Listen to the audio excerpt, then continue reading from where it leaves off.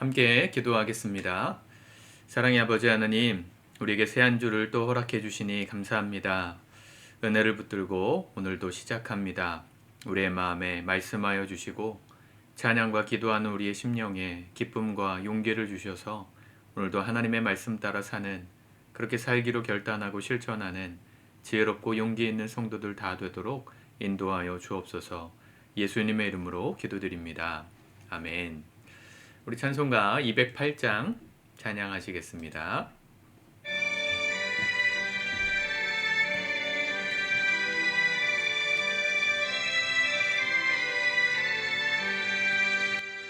내 주의 나라와 주 계신 성전과 피 흘려 사신 교회를 늘 사랑합니다. 내 주의 교회는 전성과 같아서 눈동자같이 아끼사 늘 보호하시네. 이 교회 위하여 눈물과 기도로 내 생명 다하기까지 늘 봉사합니다. 성도의 교제와 교회의 위로와 구주와 맺은 언약을 늘 기뻐합니다.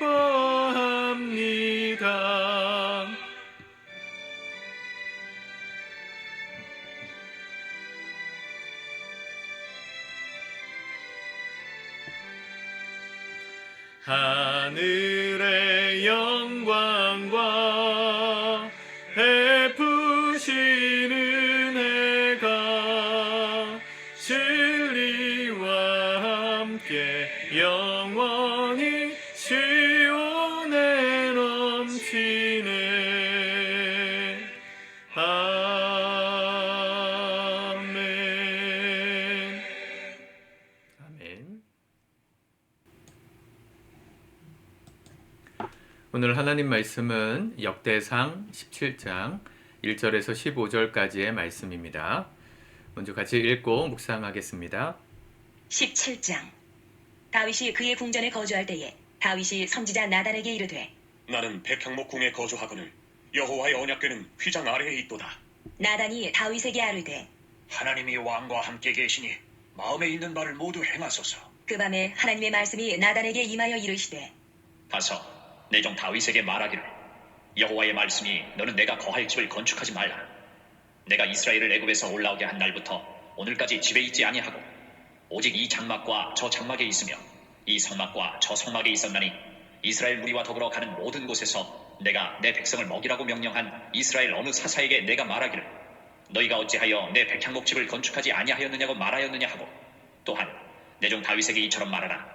만군의 여호와께서 이처럼 말씀하시기를, 내가 너를 목장 곧 양떼를 따라다니던 데에서 데려다가 내 백성 이스라엘의 주권자로 삼고 내가 어디로 가든지 내가 너와 함께 있어 내 모든 대적을 내 앞에서 멸하였은즉 세상에서 존귀한 자들의 이름 같은 이름을 내게 만들어주리라.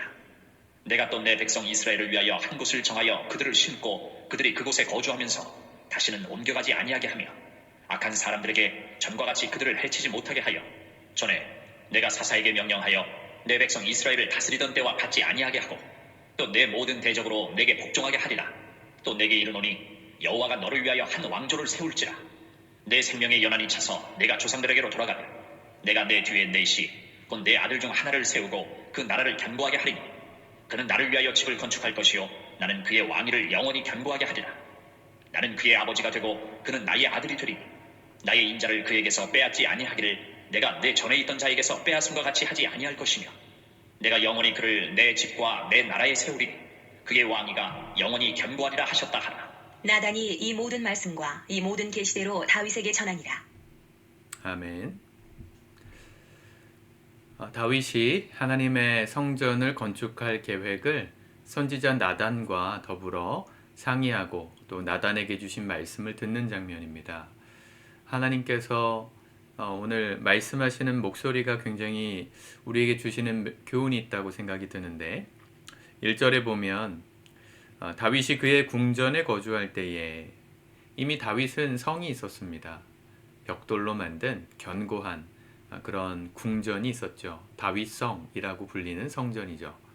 그런데 하나님의 언약궤, 우리가 15장, 16장에 걸쳐서 이 하나님의 언약궤를 다시 성전으로 데리고 오는 이 다윗성으로 가지고 오는 장면을 보았잖아요.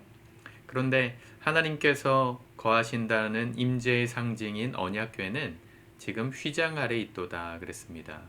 나는 백향목 궁에 거하는데, 백향목은 그 당시에 가장 값진, 값비싼 건축 재료였습니다. 나는 하나님 앞에서 축복받아서 편안하게 살고 있는데 하나님의 저는 하나님의 교회는 따로 이렇게 예배당, 성전 지은 데가 없구나. 그게 보이기 시작했다는 게 참 축복이죠. 우리는 우리의 인생만 하나님 앞에서 잘 되면 된다. 이런 마음이 기본적으로 있습니다. 신앙생활을 함에 있어서 1순위는 내가 잘 되는 내가 잘 되는 거에 있는 분들이 많죠. 그게 나쁘다고 생각하지 않습니다. 하나님이 축복하시면 우리의 삶에 복이 임하고 잘 되는 영광을 누릴 수 있습니다. 하나님도 그걸 원하십니다. 그런데 우리의 인생에 하나님의 복을 주실 때, 축복해 주셨을 때 하나님을 향하여 눈을 들 수 있는 사람, 하나님의 관심사에 마음을 쏟을 수 있는 사람이 되시기를 바랍니다. 하나님의 원하심은 어디 있을까? 나는 이렇게 잘 됐는데 하나님이 기뻐하시는 일을 위해서는 내가 얼마나 희생하고 얼마나 섬기고 있는가 고민할 줄 아는 이 다윗에게 하나님이 어떤 축복을 허락하셨습니까? 놀라운 축복을 허락하셨죠. 하나님의 전을 지어야 되겠다. 이 계획을 나단 선지자에게 말했는데요. 나단이 다윗에게 말합니다. 2절 나단이 다윗에게 아뢰되 하나님이 왕과 함께 계시니 마음에 있는 바를 모두 행하소서. 우리가 행하는 그 모든, 내가 하고 싶어하는 그 모든 게 하나님의 기쁨이 될 수 있다면 얼마나 좋을까요? 하나님도 기쁘시고 우리에게도 기쁨이 되는 삶. 이게 하나님의 사람들의, 하나님의 백성들의 누릴 축복의 가장 큰 축복입니다.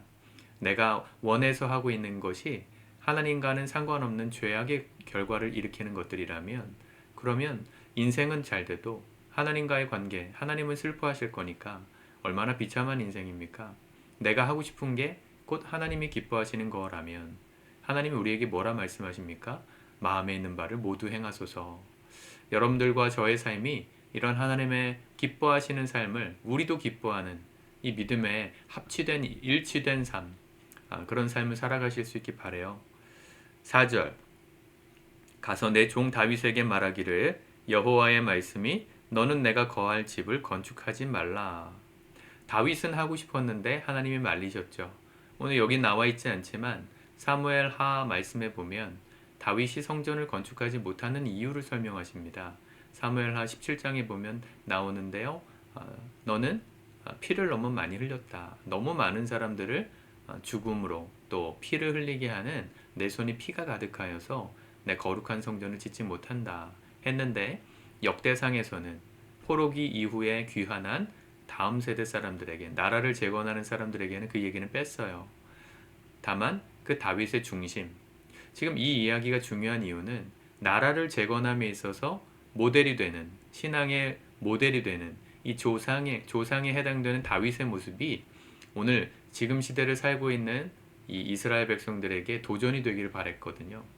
다윗이 하나님의 이 성전을 재건이 아니죠. 짓는 그 일을 마음에 품었던 사건을 기록하면서 지금 현실에서는 지금 성전이 무너졌거든요. 바벨론 포로기 이후 70년 동안 완전히 그 솔로몬 성전이 회파되고 무너졌어요.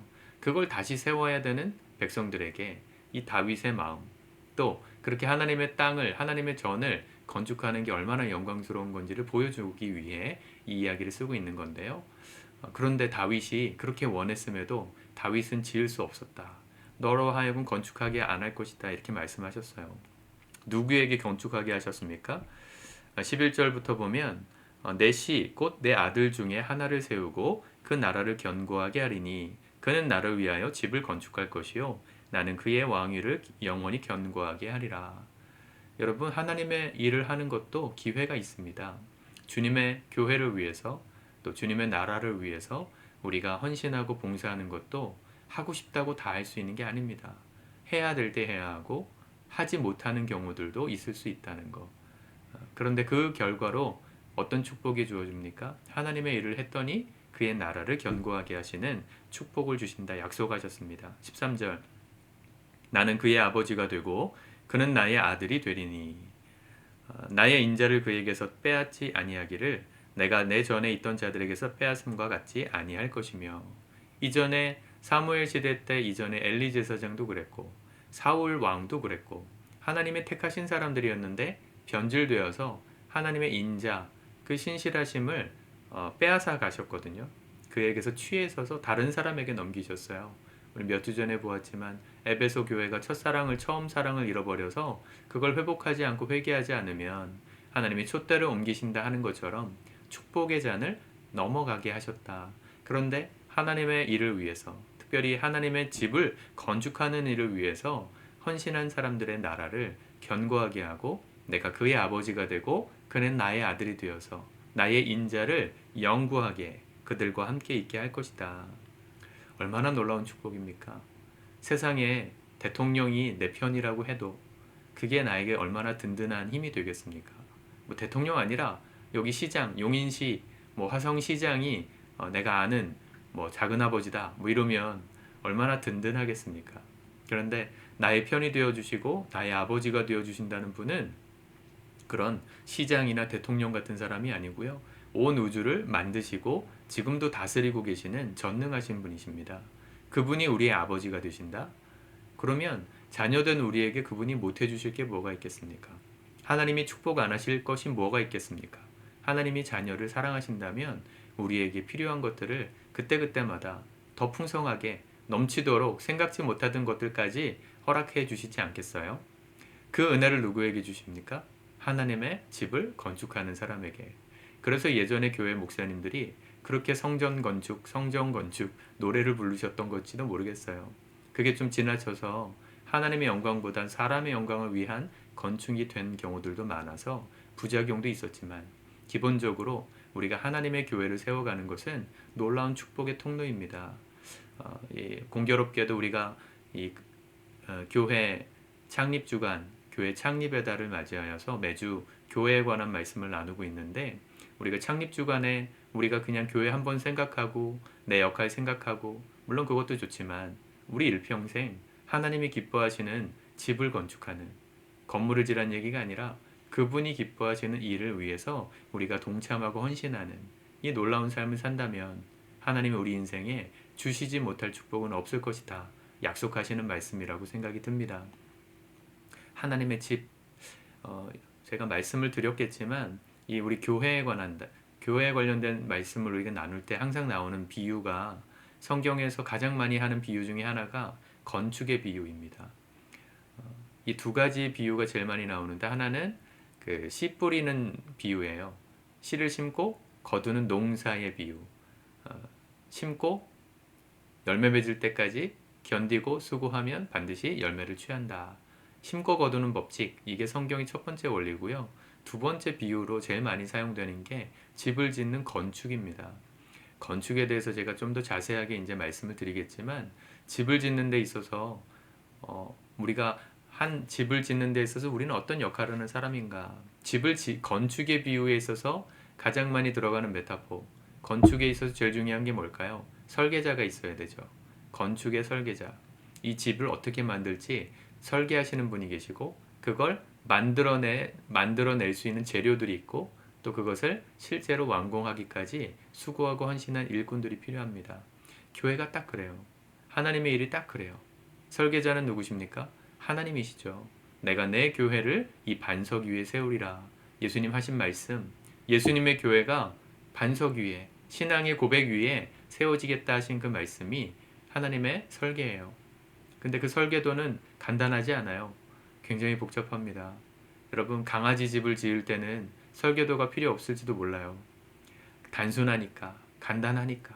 설계자가 복잡하게 계산하지 않아도 집을 지을 수 있어요. 그런데 2층짜리, 3층짜리 집만 지어도 함부로 지을 수 없지요. 설계도가 필요하죠. 높은 건물을 짓는다. 설계도가 어마무시하게 수만 장이 나옵니다. 설계자가 그 모든 것을 감시하고 통제하고 생각하는 거예요.